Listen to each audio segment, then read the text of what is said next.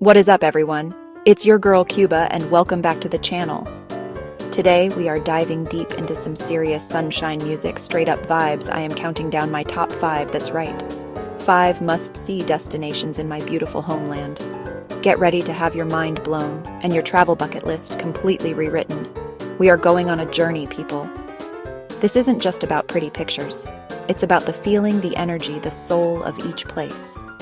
We're doing this countdown style, starting with number 5 and working our way to the undisputed heavyweight, number 1. Trust me, stick around for the big reveal. I'll pop the name of each place on screen so you can screenshot it, maybe a little mojito if you're feeling spicy. This is going to be one epic ride. Kicking off our countdown at number 5, we have the one, the only, Cayo Coco. And let me tell you, if you've ever screenshotted one of those paradise wallpapers with the whitest sand and the bluest water you've ever seen, chances are it looked exactly like this place. This isn't just a beach, it's an experience. It's that feeling of stepping onto the sand and your brain just goes silent. All the noise, the stress, the "did I leave the stove on?" thoughts just melt away. Cayo Coco is one of the islands, or cayos, off the northern coast, and it's connected to the mainland by this super long causeway that literally makes you feel like you're driving on water. It's like the VIP entrance to heaven, okay? The water here is a whole other level of amazing. It's so clear and calm you can see your own feet. A fish's feet. Wait, do fish have feet? You know what I mean? You might be chilling on the beach and see a flock of flamingos just casually strolling by. You can go snorkeling or diving to see the incredible coral reefs just offshore, which are teeming with colorful fish. It's like finding the entire cast of Finding Nemo just hanging out. If you're feeling a bit adventurous, you can try kite surfing or take a catamaran trip out on the water. Imagine sailing across that turquoise expanse with the wind in your hair, feeling like a legit movie star. Honestly, Cayo Coco is the definition of a postcard-perfect destination. It's where you take photos that make all your friends back home insanely jealous, and you don't even have to use a filter. The natural beauty does all the work for you. It's a photographer's dream and a beach lover's paradise, all rolled into one. So, if your soul is craving tranquility and your eyes are craving beauty that looks almost too good to be true, Cayo Coco is your spot. It's the perfect place to start our countdown because it sets the bar incredibly high for what paradise truly means. It's serene, it's stunning, and it's a place you will never, ever forget. All right, coming in hot at number 4, we are leaving the beach behind for a minute and stepping into a real-life time machine. Welcome to Trinidad. I'm not talking about the island in the Caribbean.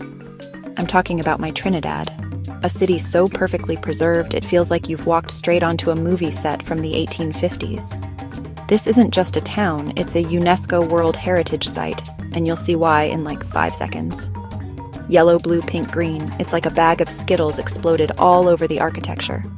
The streets are all cobblestone, so ladies, maybe leave the stilettos at home for this one. The heart of the town is Plaza Mayor.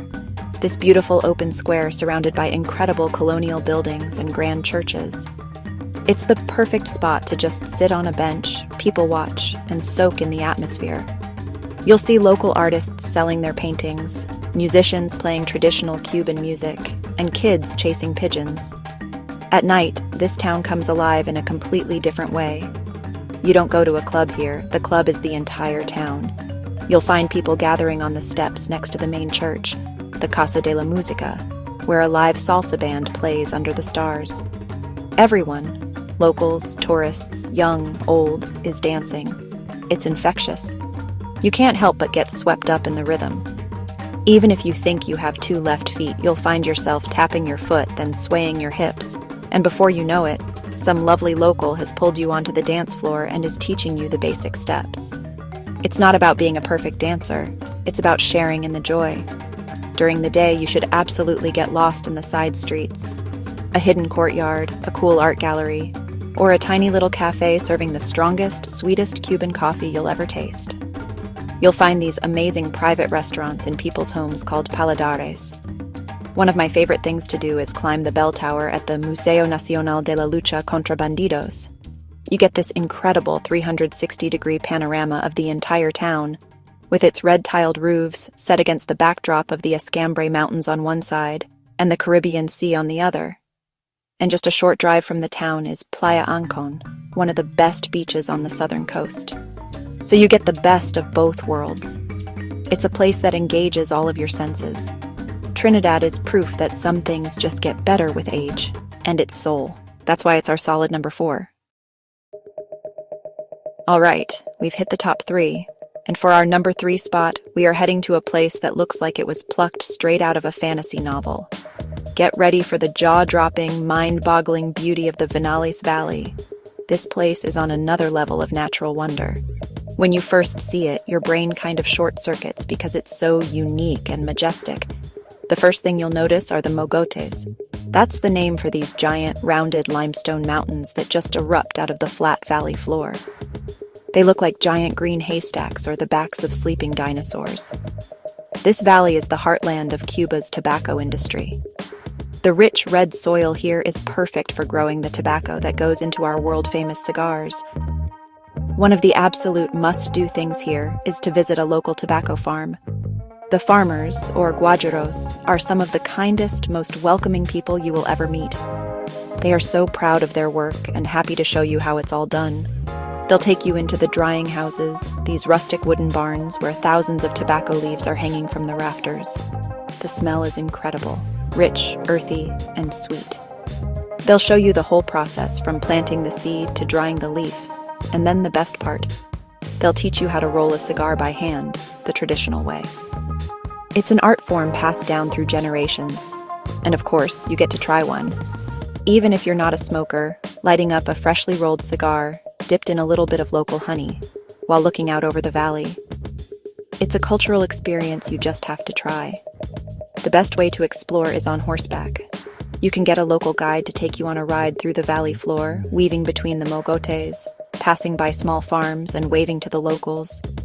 There are also tons of caves to explore in the area. The mogotes are riddled with cave systems, some of which you can even take a boat ride through, like the Cueva del Indio. You float on a little motorboat through this underground river, looking at the cool rock formations. Another amazing spot is the Mural de la Prehistoria.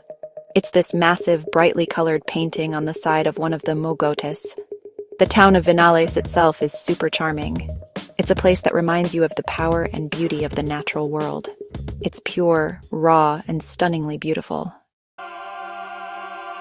Okay, we are so close to number 1, I can taste it.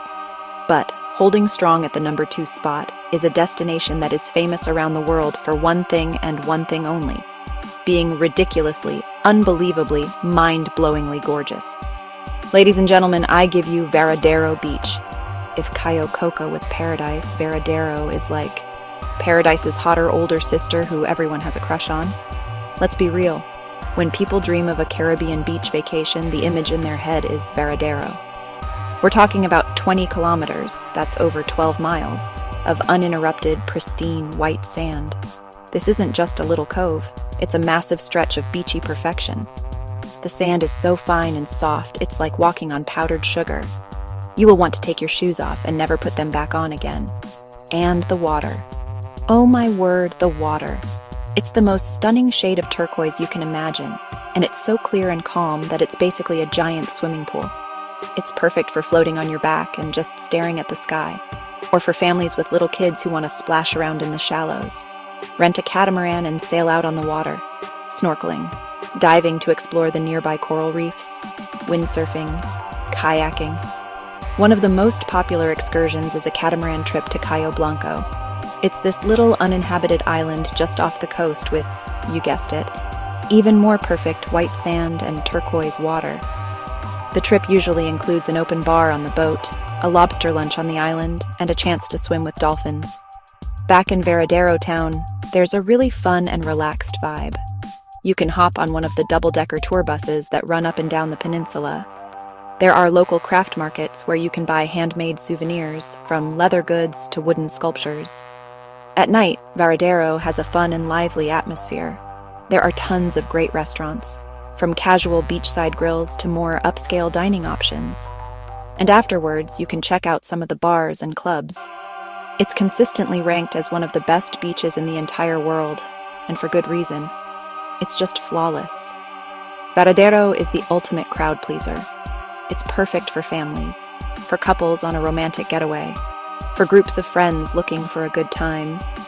It's the queen of Cuban beaches, and it has more than earned its spot as our #2 destination.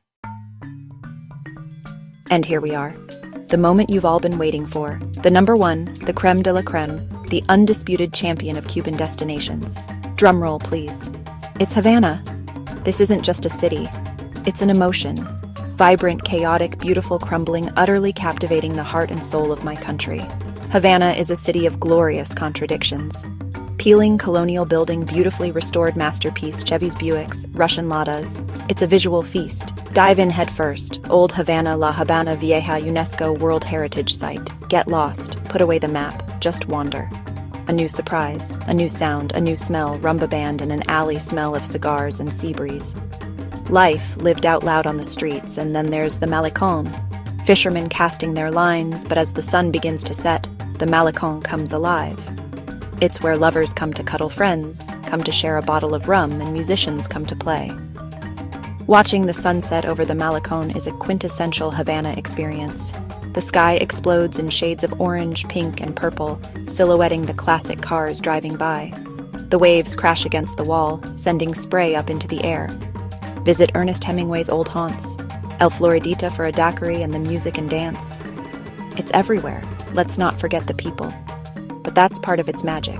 It's #1 because it's the most complete picture of Cuba.